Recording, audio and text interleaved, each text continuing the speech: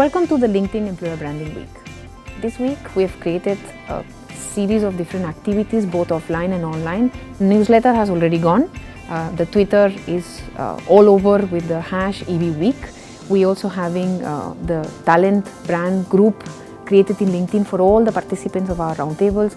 The stage is all set for these 3 roundtables that will really touch people across different 3 cities, Delhi, Bombay and Bangalore, to really engage the overall leadership community in HR, talent heads, recruitment heads and the CHROs to really come together to identify what are those challenges that they're facing when it comes to execution of employer brand.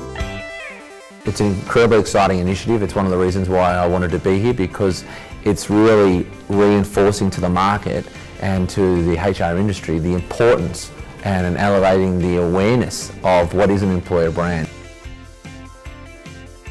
And I'm here to understand employee branding to attract diverse talent. How we can make our company a very desirable place for people to approach and come and work in. How to attract talent from IT companies into a communication company. What will be the engines and the drivers which one can leverage for an employer brand? How to build a local employer brand for a global company like RBS, and what are some of the challenges that other organizations face in that space? You know, I think that when people come to an environment like this and spend 2 to 3 hours collaborating, listening, thinking, if you're able to go away and be better in what you do, if you're able to go away and have developed relationships with people that you hadn't before, you know, that's actually living up to our LinkedIn proposition, you know, connecting the world's professionals to make them more productive and successful. Initially, people used to talk about employer brand. Today, people are executing the employer brand strategy. So what I am picking up is people are saying that, you know what, I want to figure out how to implement this. So from a framework, it's going to execution. And I think the other piece which we are picking up is like, it's just not about technology companies, but even core engineering companies or core sector companies, they are very keen to sort of start implementing.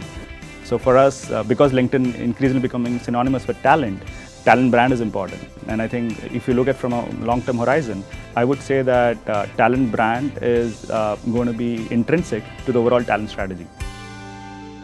You know, we're really talking about improving the function and the profession is what we're talking about.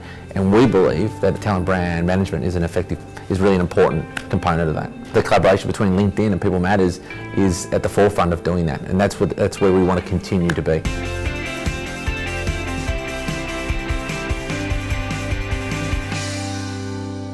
So you have something which is your core strength, and hence you exist in business. Put stories around what your core strength is. I think that was one key takeaway for me. The change is no longer an important piece. The pace of change is the important piece now. So that's one. The second is a war on talent. That's another fact. And third fact is that the taste of the talent is changing. A consumer brand and the employer brand really need to work hand in hand and work together, because at the end of it, a candidate doesn't just consume your employer brand, they also consume, you know, the corporate brand. How do you define your talent segments? What questions do you ask? What new things can you do? And of course, what I saw from, you know, how you should look at LinkedIn or any of these social channels as a long-term partner is what I think came to my notice for the first time. It is very important that one of our focus areas is to attract talent from outside. And this forum actually gave us the ability to figure out what more can be done in order to enhance the brand value of the company and look at what other companies are also doing.